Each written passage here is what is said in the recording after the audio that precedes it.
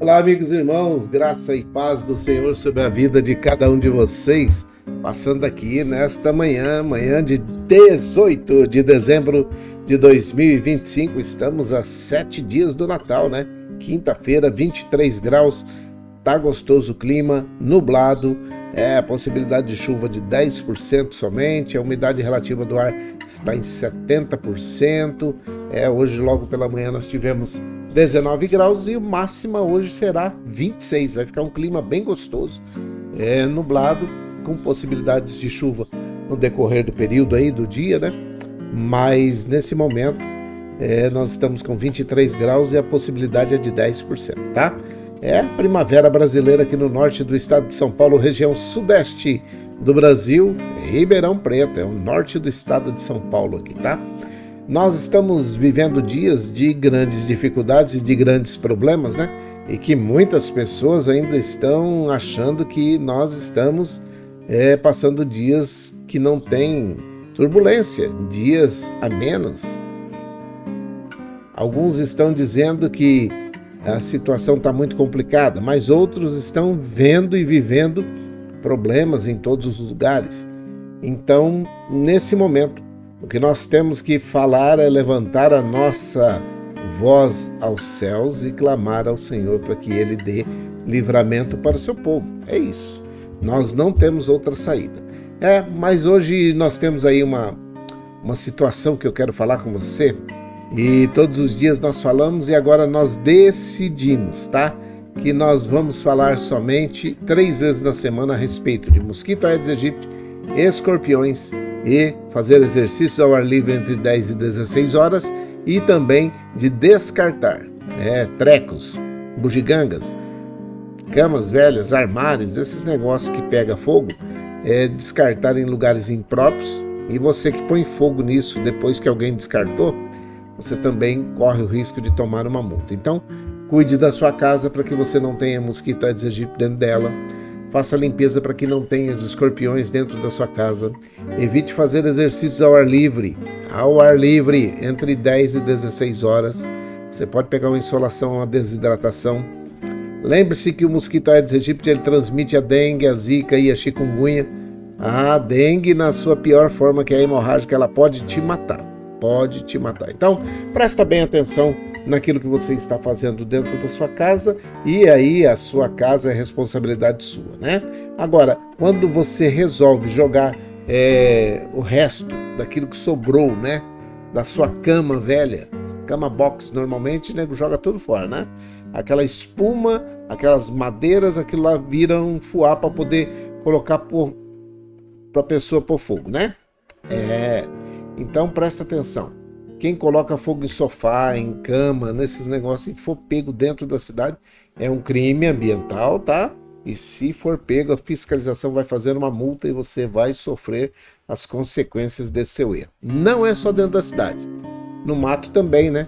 Na zona rural, você que tá aí, isso, ranchos, normalmente a pessoa resolve, vou trocar, jogar, vou levar esse velho para lá, pegar o velho que tá lá e jogar e pôr fogo. Não pode, tá? Se for pego pondo fogo, você vai ser multado. A Polícia Ambiental tá aí para isso, beleza? Dados esses recados, eu quero falar com você alguma coisa a respeito daquilo que está acontecendo, que nós começamos ontem, né? Falar a respeito daquela situação. Eu sei, Senhor. O profeta Jeremias, ontem nós demos um start na primeira parte, ele estava falando, quando nós começamos a falar a respeito dessa situação, do profeta saber e reconhecer que existe uma limitação fundamental da humanidade. Existe, tá? Existe uma limitação do ser humano. O ser humano vai até uma certa parte, até um certo ponto, e depois é a parte de Deus, né? Então, quando ele começa essa confissão, porque esse versículo é, na realidade, uma confissão. Eu sei, Senhor.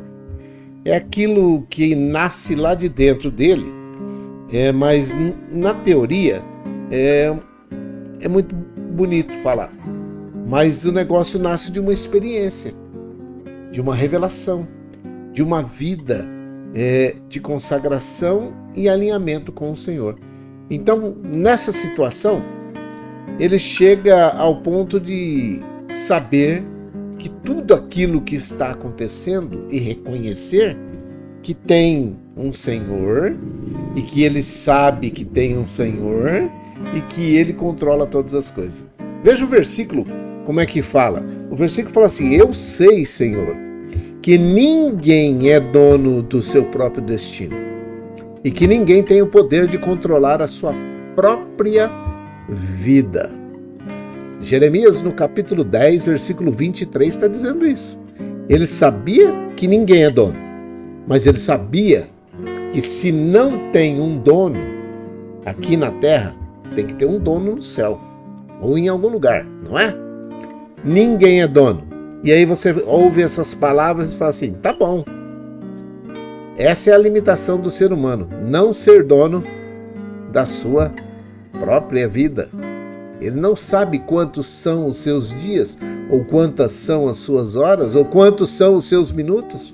Você não sabe. Nós não sabemos. E alguém gritou dizendo: mas como que a gente vive? Isso na realidade sai fora do nosso controle. Isso deixa a gente afundado numa depressão. Não. Veja só. A realidade inegociável da soberania de Deus na vida do ser humano traz para ele tranquilidade. Então, a situação do ser humano nesta caminhada que se chama vida, da maternidade ao cemitério, ela precisa estar fundada no Senhor, tá? Jeremias não estava ali dirigindo uma confissão vazia. Não era uma confissão vazia. Ele sabia que a confissão estava sendo para o Senhor. Eu sei, Senhor, que o Senhor é quem controla todas as coisas. Essa declaração só faz sentido se estiver à luz de quem Deus é. Só faz sentido se você reconhecer que Deus é realmente, o Senhor é aquele que provê na sua vida. E aí você começa a reconhecer os seus limites, nós começamos a reconhecer os nossos limites, ao mesmo tempo reconhecer a soberania ilimitada de Deus. Então, o segundo tópico, porque o primeiro já foi ontem, a realidade inegociável da soberania de Deus. Deus não passa essa soberania para ninguém. É Ele que controla, é Ele que sabe tudo. Então presta atenção, se Ele sabe tudo, Deus é o dono da vida e da história, nós precisamos entender esse versículo de tal forma que a gente possa descansar no Senhor. Eu sei, Senhor, que ninguém é dono do seu próprio destino e que ninguém tem o poder de controlar a sua própria vida. É o que diz o versículo de Jeremias. Então, eu quero falar com você nesse momento justamente isso. Essa soberania que é inegociável de Deus, ela parte de um princípio. Deus é o dono da vida, foi Ele que deu e Ele tira. Você lembra de Jó?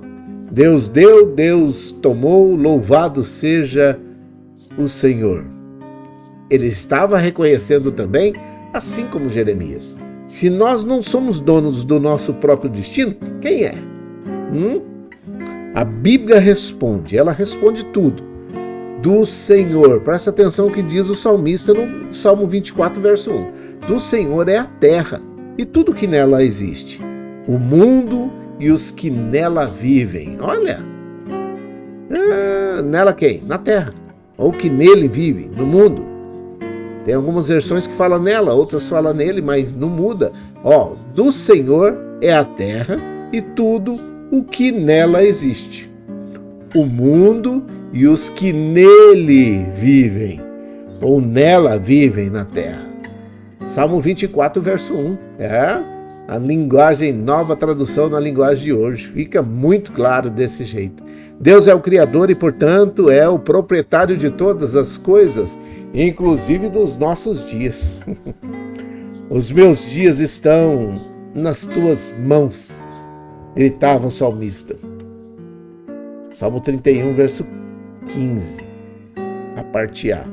Esta verdade não é de maneira nenhuma opressora, ela é libertadora. Percebe que não existe opressão nisso? Existe libertação, porque a partir do momento que você consegue entregar o seu caminho nas mãos do Senhor e confiar nele, você começa a entender que ele vai fazer o melhor sempre. E Deus sempre faz o melhor para os seus filhos. Ele sempre faz o melhor para cada um de nós, ainda que nós não entendamos, ainda que a gente não consiga entender essa situação de muitas vezes falar assim, mas foi tão novo. Não sabemos o que é que Deus está livrando essa pessoa. Por isso, essa verdade não é opressora, ela é libertadora. Saber que Deus é soberano sobre todas as coisas nos liberta de um peso que carregamos ou que carregaríamos se estivéssemos tendo que dar conta das nossas vidas sem saber que tem um Deus que comanda tudo aquilo que acontece. A primeira coisa, então, Deus é o dono da vida e da história. Esse é o primeiro tópico. Deus é o dono da vida, da nossa vida e da história. A segunda, Deus governa com sabedoria e propósito. Olha isso aqui. Deus governa com sabedoria e propósito. Seu governo não é de maneira nenhuma arbitrário. Tem gente que acha que ele governando, ele tomando conta, ele fazendo, é arbitrário demais, é uma ditadura. Ele não é. É uma libertação para cada um de nós. É uma teocracia, o governo de Deus. E aí, nós olhamos e vemos que ele age com um plano perfeito, sempre perfeito. Porque Deus, ele sempre tem uma saída para o ser humano quando as coisas estão entregues nas suas mãos. Veja que ele diz, o profeta Jeremias diz no capítulo 29, versículo 11, ele diz assim, porque eu bem sei os pensamentos que eu tenho a vosso respeito. É o Senhor que está dizendo, diz o Senhor. Pensamentos de paz e não de mal, para vos dar o fim que esperais. Você acha que Deus está pensando coisa ruim de você? Você acha que ele tem um pensamento ruim sobre você? Você acha que ele quer te levar a um lugar ruim? Ele enviou o seu Filho amado para morrer na cruz que estava no Calvário, por mim e por você, pelos nossos pecados. Você acha que ele está pensando em fazer mal para cada um de nós? Não, Deus só pensa coisa boa dos seus filhos. Jeremias no capítulo 29, versículo 11 está dizendo isso. Mesmo quando nós não entendemos os nossos caminhos, ou os caminhos de Deus, ou aquela situação que está acontecendo, podemos confiar em seu coração. O coração de Deus é um coração que pensa pessoas e pessoas estando bem. Ele tem propósitos eternos para cada um de nós. Por isso que nós podemos confiar nele, sem sombra de dúvida. Deus governa e governa com sabedoria e propósito. Qual é o propósito? Nos livrar do inferno. Nos livrar da mão do opressor. Nos livrar da mão do inimigo. Só que presta atenção. E ontem eu já falei e vou repetir. Se você não assistiu de ontem, assiste aí. Dizendo assim, presta bem atenção nisso. Só existe salvação em Jesus Cristo. Não existe outro. Não existe lugar para purgar e não existe uma outra vida para você melhorar e ser melhor. Não. Ela encerra aqui. Está destinado ao homem morrer uma só vez, vindo depois disso o juízo. Vai ter que se encontrar com Deus morrendo uma só vez. Então, Deus é o dono da vida e da história. Deus governa com sabedoria e propósito. E o terceiro e o último, a resposta do cristão à soberania. O que o cristão deve responder à soberania divina? Qual que é a resposta que você precisa dar? Tem que dar uma resposta. A resposta é bem essa. Confiar. confiança. O cristão precisa responder a Deus com confiança, não é com palavras. Porque às vezes as pessoas falam da boca para fora, já viu? Aqueles que gostam de fazer barulho, aqueles que não gostam de fazer barulho, aqueles que gostam de gritar, aqueles que não gostam de gritar, aqueles que cantam alto, aqueles que cantam muito baixo, aqueles que batem palma, aqueles que não. Mas o intuito do coração, aquilo que vem do coração, é o que a boca fala que o coração está cheio. Diante de um Deus soberano, nós precisamos ter uma resposta pronta, uma resposta de confiança. Jeremias tinha uma resposta de confiança. E quando ele dizia que sabia quem era o Senhor, e eu conheço quem é o Senhor, eu sei muito bem quem é o Senhor, ele estava dizendo que confiava no Senhor e nas suas atitudes. Por isso essa oração, no final do capítulo 10, Jeremias está entregando tudo nas mãos do Senhor. Parece-me que o salmista, no Salmo 37, verso 5, quando ele diz assim: entrega o teu caminho ao Senhor. Confia, presta atenção, confia, a confiança aí, confia nele. Por que você vai confiar nele? Porque ele tudo fará. Ele tudo fará, ele fará tudo de melhor para você. Você lembra lá que eu falei? Isso, porque ele sabe os pensamentos que ele tem. E são pensamentos de bem e não de mal. E ele quer nos dar o fim que nós desejamos, mas é um fim bom. O salmista, quando grita no Salmo 37, verso 5, entrega o teu caminho ao Senhor, confia nele, e ele tudo fará. Ele estava gritando para que você colocasse a sua confiança. Não interessa onde você está. E você que está bem de saúde, você que está doente, ou você que está rico, ou que tem pouco dinheiro, você que está abastado, né?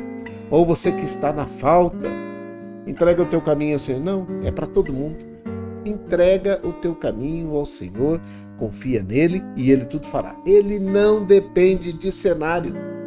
Ele não está nem preocupado se o cenário é seco, se o cenário é de muita água, se é de muito sol ou pouco sol, de muita lua ou pouca lua, a noite é escura, o dia está ensolarado demais. Não. O que ele está dizendo, o salmista, é: entrega o teu caminho na mão dele, independente do que estiver acontecendo, e ele vai fazer o melhor. Entregar o caminho é renunciar. Presta atenção que às vezes a gente fica pensando, o que é? Tá na mão de Deus, eu não vou fazer mais. Não. Entregar o caminho é renunciar à pretensão de ser dono do caminho. É entregar, é confiar que o Senhor está fazendo e sempre faz o melhor na vida de cada um de nós. É isso. E entregar o caminho é dizer: eu confio que o Senhor vai fazer o melhor. E quando nós colocamos nas mãos capazes de Deus, daquele que é o único que pode dirigir os nossos passos com segurança, quando nós fazemos isso, nós entendemos que a soberania de Deus está posta para todos aqueles que se dispõem a confiar que Jesus Cristo é o único e suficiente Salvador das nossas vidas. A semana que vem alguém ou muitos vão comemorar uma data que parece que Jesus nasceu no dia 25 de dezembro. Eu não sei ao certo. Alguns dizem outras datas, mas que seja 25 de dezembro. Ele nasceu com um propósito. O propósito dele, lá quando ele nasceu na manjedoura, já estava marcado para ir para a cruz. Por quê? Não tinha pecado. Por mim e por você, pelos meus e pelos seus pecados. Ele morreu, foi crucificado numa cruz, verteu o seu sangue para perdão dos meus e dos seus pecados. Hoje você tem o direito, hoje você tem a oportunidade de aceitar a Jesus Cristo como o único e suficiente Salvador da sua vida. E aí você toma a decisão que você bem entender. Mas o ser humano, normalmente, ele quer o caminho mais fácil. Já ouviu falar? Caminho mais fácil. Mas a Bíblia já alerta que o caminho largo e é o que conduz à porta larga e que é a perdição. Mas o caminho estreito, com porta estreita, é que conduz à salvação, ao céu. E são muito, muito poucos aqueles que entram por ela. É isso. Eu quero convidar você para poder ouvir e assistir amanhã aquilo que nós dizemos que é estar debaixo da submissão a Deus. A submissão mais sábia que o homem pode viver nessa terra é se submeter a Deus. Submeter ao Senhor faz toda diferença. Porque lá no Tiago no capítulo 4, versículo 15, se não me falha a memória. Se o Senhor quiser, viveremos e faremos isso ou aquilo. Isso é submissão. Então, amanhã eu vou falar a respeito disso. E eu gostaria que você estivesse aqui. Mandasse para o seu amigo aí, para alguém que está precisando ouvir isso. Para que você tire das suas costas, tire dos seus ombros essa opressão de achar que a sua vida não está bacana por causa que você tomou algumas atitudes. E até pode ser. O homem, até certo ponto, ele decide aquilo que vai fazer da sua vida. Agora, a eternidade é decidida aqui nessa vida, é isso mesmo. Mas você não pode ficar carregando essa culpa de ter tomado algumas decisões e que agora está indo para um lugar que você não sabe. Você precisa aceitar Jesus. Esta é a decisão correta. As decisões anteriores, ele não está nem preocupado. Deus joga no mar do esquecimento tudo aquilo que nós fizemos de errado. E ele liberta dessa opressão que você está vivendo, desse peso que você está carregando, de pensar que já não existe solução para você. A solução para você é Jesus. A solução para você é aceitar o sacrifício que foi feito ali na cruz do Calvário, por mim e por você, pelos meus e pelos seus pecados. Ele foi crucificado por causa disso, tá bom? Então amanhã nós vamos voltar a falar nesse mesmo versículo, que aí viver uma submissão sábia. É sábia, porque tem várias coisas que a gente pode falar, que poderia dizer a respeito desse versículo aí, ó. Eu sei, Senhor, que ninguém é dono do seu próprio destino. Ninguém. Deus está no controle de todas as coisas. Ninguém tem o poder de controlar a sua própria vida. Pode soar assim para você, assim, meio, ai, nossa, então eu não tenho como decidir nada. Tem. A decisão da sua eternidade você pode decidir agora. Ninguém pode ter o poder de controlar a sua própria vida para poder levá-la a um final sem Deus. O que ele está dizendo, o que Jeremias está dizendo, olha, é o seguinte: se você resolver ser sozinho e não entregar a sua vida, o controle da sua vida nas mãos do Senhor, o final é ruim. Lembra do versículo de ontem que eu falei? Há caminhos que para o homem, é o homem controlando a sua vida, há caminhos para o homem que parecem bons, mas ao final são caminhos de morte. É isso. Se você quer, se você deseja, esse é o momento que você pode aceitar a Jesus Cristo como o único e suficiente Salvador da sua vida e mudar a sua história, mudar a sua eternidade, mudar o destino da sua vida. Hoje eu vou orar pelas pessoas que eu tenho na minha relação. Se você tem uma relação, você pega aí e vai orar também comigo sobre essas pessoas E porque Deus, Ele cuida de cada um de nós na medida em que nós deixamos Ele cuidar, sabe? Se você não deixa Deus cuidar daquilo que é necessário mudar para que você saiba que Ele pode fazer o melhor na sua vida, entenda, Deus responde fé. Ele responde fé. Tá aqui, ó. Vou até colocar um pouquinho maior aqui para você ver, ó. Deus responde fé. E nesse momento Ele está respondendo àqueles que falarem com Ele. E Ele está ouvindo. Seus ouvidos se inclinam para ouvir a oração do justo. Vamos orar? Isso, se você está aceitando a Jesus Cristo como o único suficiente Salvador da sua vida, você precisa colocar aí, tá bom? Declaração pública. Isso mesmo. A minha parte é falar. A sua parte é crer, é confiar. E a parte de Deus é te salvar. Né? O que Ele falou? Qual é o mandamento? Ide por todo mundo, pregai o evangelho a toda criatura. Estou pregando. E você é uma das toda criatura. E aí você vai ter que fazer. Quem crer, tomar decisão. Quem crer e for batizado, será salvo.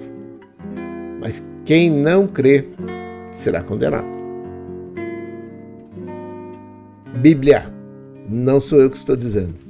O papelão não quer que ninguém, e Deus também não quer que ninguém se perca. Tá bom? Vamos orar? Vamos orar. Pai, em nome de Jesus, o teu Filho amado, eu oro nesse momento por todos aqueles que estão em meio a guerras, por aqueles que estão em conflitos, aqueles que estão passando por algum problema governamental, aqueles que estão debaixo de uma opressão. E essa opressão é a opressão de homens e mulheres que poderiam estar fazendo melhor pela população desses países, desses locais onde moram essas pessoas. Eu te peço em nome de Jesus Cristo, que a tua boa mão esteja estendida sobre eles, aqueles que estão sendo oprimidos e aqueles que estão tomando a decisão dessas opressões, que tenham juízo, que faça-se justiça sobre a vida de cada um deles, para que a tua boa mão estendida estiver sobre a vida de cada uma dessas pessoas. Eu oro nesse momento para que o Senhor livre os pequeninos, aqueles que não têm como se defender, que o Senhor esteja fazendo o melhor na vida de cada um deles. Socorre os idosos e as crianças nesse momento e que haja paz sobre a vida de cada um deles. Eu oro nesse momento por aqueles que foram enlutados, aqueles que têm ou que perderam um parente, um amigo, um familiar e que agora nesse momento estão precisando de um consolo. Que o Senhor envie o seu Consolador, que é o Espírito Santo, Consolador por excelência, que pode consolar a todos os corações neste exato momento. Eu te peço que o Senhor faça isso, acalente esses corações e dê, meu Pai, dias de alegria e de paz, principalmente para aquelas mães, madrinhas, tias, avós, que estão chorando o luto de crianças, de jovens, de adolescentes. Que o Senhor entre com providência na vida de cada um deles neste exato momento. Eu oro, meu Pai, por todos aqueles que estão aceitando a Jesus Cristo como o único e suficiente Salvador da sua vida. Que essa decisão nunca volte atrás. Que continuem nesta caminhada e que tudo aquilo que nós pudermos fazer para que eles possam chegar aos céus juntamente conosco, que nós possamos fazer o nosso melhor. Que o Senhor dê graça para que nós possamos ajudá-los a firmar os seus pés no caminho que é Jesus Cristo. Perdoa os seus pecados, escreve seus nomes no livro da vida, para que possam galgar o céu juntamente conosco. Aqueles que estão voltando para o caminho, meu Pai, que se afastaram pelos mais diversos motivos, que o Senhor dê graça, para que eles nunca mais se afastem dos caminhos do Senhor. e aqueles que fizeram com que essas pessoas ficassem longe do caminho, que também possam gozar da tua misericórdia, da tua graça, da tua bênção, da tua paz, mas que precisam ser alertados, que estão fazendo muitos a se desviarem do caminho do Senhor. Eu oro, meu Pai, para que o Senhor dê graça, saúde e paz a todos esses que estão chegando, aqueles que estão aceitando agora, e que o nome seja escrito no livro da vida, e que os pecados sejam perdoados.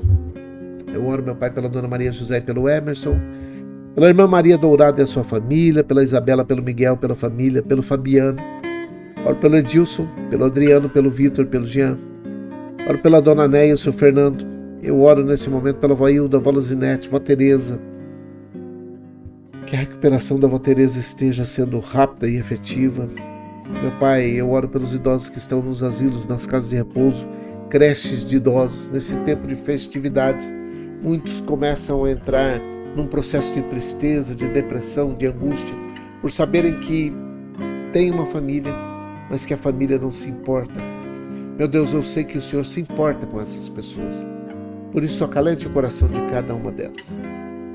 Muitos estão nesse momento chorando, entristecidos, porque sabem que as suas famílias existem, estão aí, mas não valorizam o pai ou a mãe que tem. Que o Senhor dê sabedoria, dê graça a cada um deles também, para que eles possam reconhecer a necessidade de cuidar dos pais. A tua palavra diz que quem cuida do pai e da mãe, quem honra pai e mãe, tem longa vida sobre a terra, e os dias serão de alegria, serão de paz e de prosperidade. Deus tenha misericórdia e ajuda.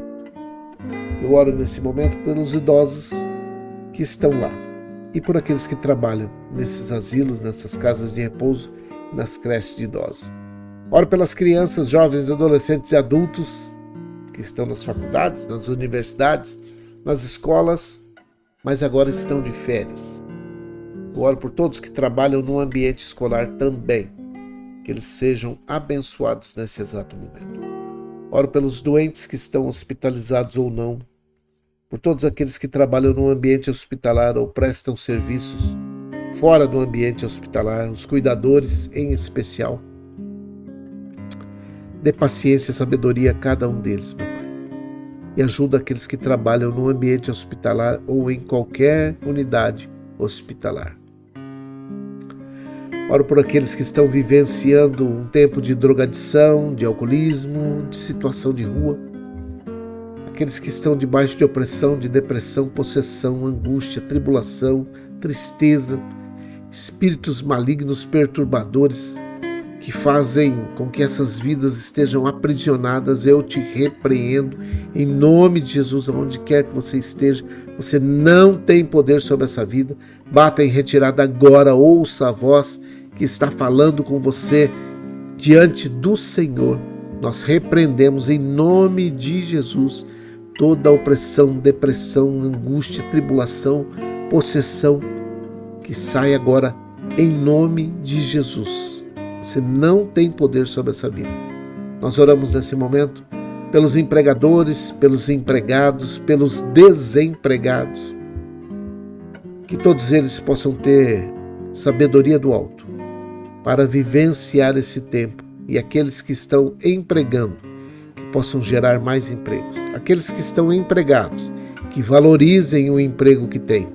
E aqueles que estão desempregados, que comecem a fazer a sua reformulação, a sua requalificação, para que possam estar empregados o mais rapidamente possível e que possam ganhar o seu pão, o sustento de cada dia, em conformidade com aquilo que o Senhor planejou para a vida de cada um de nós.